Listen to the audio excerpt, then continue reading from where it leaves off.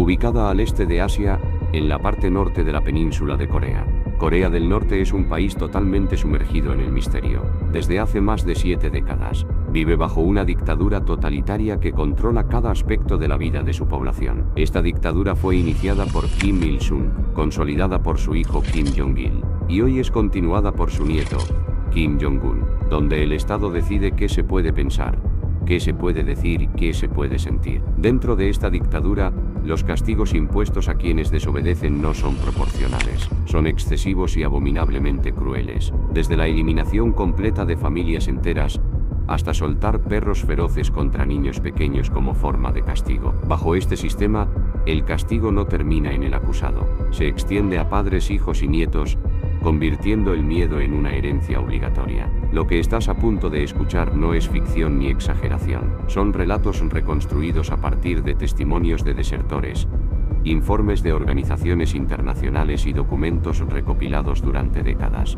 Y para entender hasta dónde puede llegar esta dictadura, debemos mostrar cómo castiga a quienes se atreven a desafiarla. En este video revelaremos los peores castigos descritos por desertores y sobrevivientes, barbaries impuestas a quienes osaron ofender al régimen norcoreano.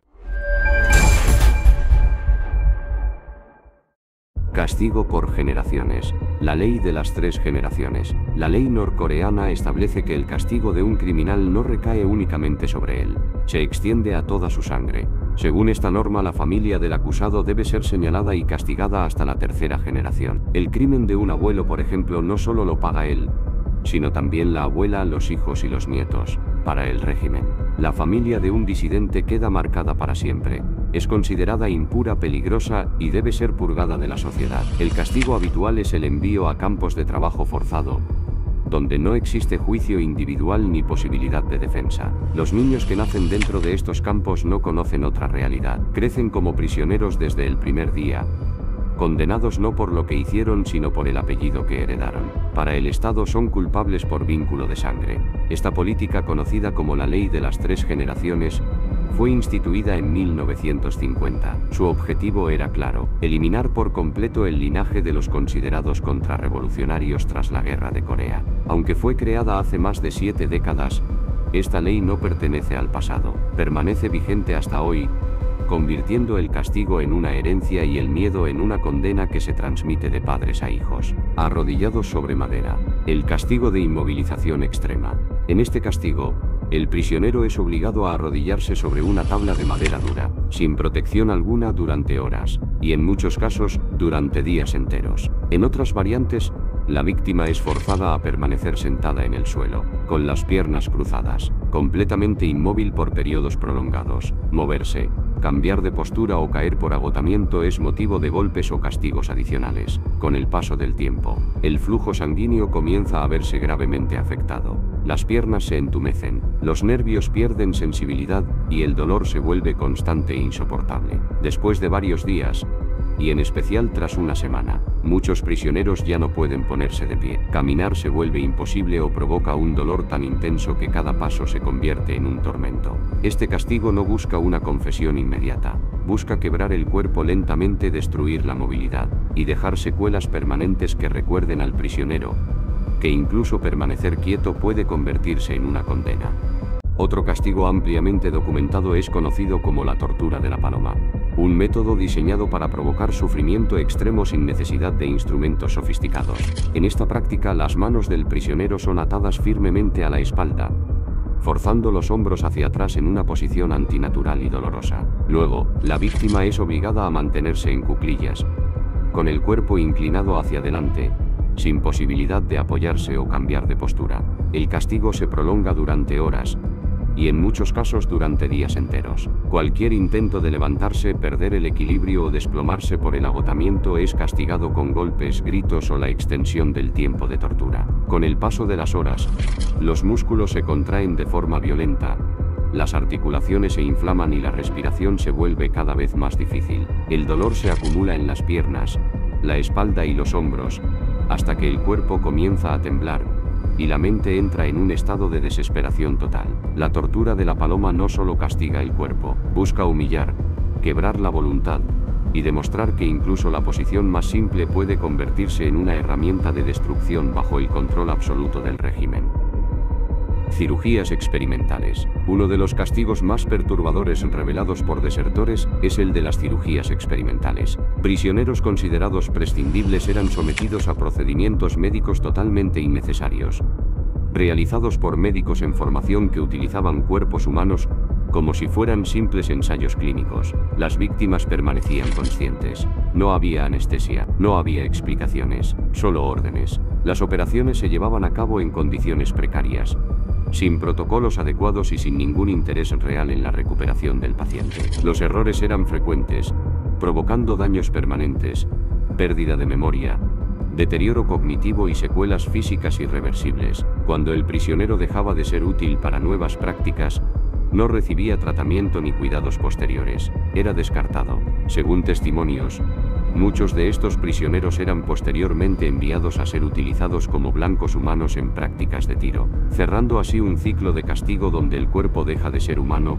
y pasa a ser solo un objeto más al servicio del terror estatal. Alimentos envenenados. Morir o condenar a tu familia. Otro de los castigos más escalofriantes relatados por desertores involucra el uso deliberado de alimentos envenenados como método de castigo y experimentación. En uno de estos casos, alrededor de 50 prisioneros fueron obligados a ingerir hojas de repollo que habían sido previamente contaminadas con un veneno de efecto lento y mortal. No se trataba de una ejecución inmediata. El objetivo era provocar una muerte larga, dolorosa y desesperante, mientras los cuerpos se debilitaban poco a poco ante la mirada indiferente de los guardias. La elección no existía. Si alguno se negaba a comer, el castigo no recaía solo sobre él. La represalia se extendía automáticamente a sus padres, a sus hijos y a otros miembros de su familia, quienes podían ser enviados a campos de trabajo o sufrir castigos similares. De esta forma, el régimen convertía el hambre en un arma de control absoluto,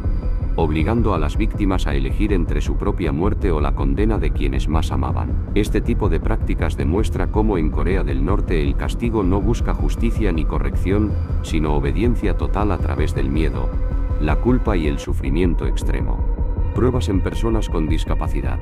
Vidas consideradas desechables. Uno de los relatos más perturbadores de sobrevivientes que han logrado salir del país involucra el trato sistemático hacia las personas con discapacidad. Un desertor norcoreano cuenta que perdió una pierna y la mano izquierda cuando apenas tenía 14 años, tras quedar atrapado en una mina de extracción de carbón. Días después, debilitado por la falta extrema de alimentos, se desmayó cerca de las vías del tren y fue arrollado. Un accidente provocado directamente por el hambre impuesta por el Estado. Desde ese momento su vida dentro de Corea del Norte se volvió aún más cruel. Según su testimonio, el régimen de Kim utiliza a personas con discapacidades físicas y mentales como sujetos para experimentos químicos y biológicos, tratándolos como material descartable. Muchos de ellos terminan ejecutados una vez que dejan de ser útiles para las pruebas. Los niños con discapacidades son separados de sus familias y trasladados a lugares remotos, donde desaparecen del registro social. Algunos son utilizados en experimentos, otros simplemente abandonados a una muerte silenciosa y sin testigos. Durante la década de los 90, en plena crisis alimentaria, el régimen tomó una decisión brutal: negar la ración diaria de alimentos a las personas con discapacidad. La lógica era clara y despiadada. En un país con escasez extrema, solo comen quienes son productivos para el Estado. Esta política provocó la muerte de miles de personas que fueron condenadas únicamente por no cumplir con ese criterio. Campos de trabajo. El infierno institucionalizado. Los campos de trabajo en Corea del Norte reciben a personas acusadas de una amplia variedad de delitos, sin importar el género ni la edad. Allí terminan desertores, críticos del gobierno, cristianos, coreanos, repatriados desde Japón, miembros del partido de alto rango caídos en desgracia, y ciudadanos acusados simplemente de desobedecer una orden. Durante décadas, el régimen negó su existencia, pero en 2014, la propia cúpula norcoreana admitió públicamente estos campos. En esa ocasión, Nam, funcionario del Ministerio de Relaciones Exteriores, declaró que los campos de detención eran en realidad campos de reforma, lugares donde las personas se perfeccionaban mentalmente al reconocer sus errores ante el Estado. Sin embargo, La realidad relatada por quienes lograron escapar de Corea del Norte y sobrevivir a estos campos es completamente distinta. Los testimonios describen un sistema basado en el terror absoluto, torturas físicas y psicológicas constantes, violaciones sistemáticas, abortos forzados, hambre extrema y la ausencia total de condiciones básicas de higiene. La vida humana, dentro de estos lugares, no tiene ningún valor. Uno de los campos más conocidos fue el Gwaliso número 22.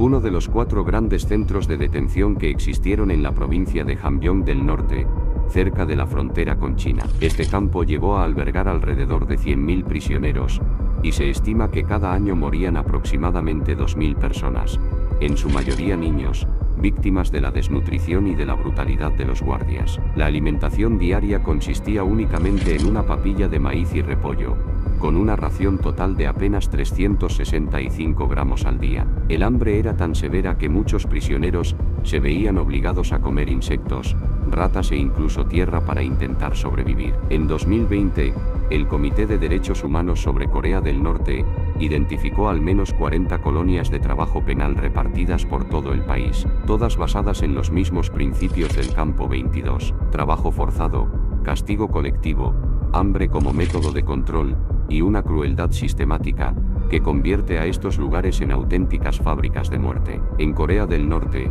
los campos de trabajo no buscan reformar, buscan quebrar, destruir y borrar a quienes el régimen considera prescindibles. Experimentos químicos y biológicos. Dentro de los campos de trabajo y en algunos casos incluso fuera de ellos, existen numerosos informes sobre la realización de experimentos quirúrgicos, químicos y biológicos, llevados a cabo por el régimen norcoreano con prisioneros vivos. Estos experimentos, descritos por desertores y testigos, no tenían ningún fin médico legítimo. Se trataba de pruebas forzadas, realizadas sin consentimiento, donde los prisioneros eran utilizados como simples objetos desechables al servicio del Estado. Uno de los aspectos más perturbadores es que el régimen de Corea del Norte no devuelve los cuerpos de las víctimas a sus familiares. Tampoco mantiene registros oficiales claros de las personas sometidas a estas prácticas ni de las muertes ocurridas durante los experimentos. Esto convierte cada caso en una desaparición silenciosa. Debido a este control absoluto de la información, la mayoría de los informes no pueden ser comprobados de manera documental. Sin embargo, la consistencia de los testimonios,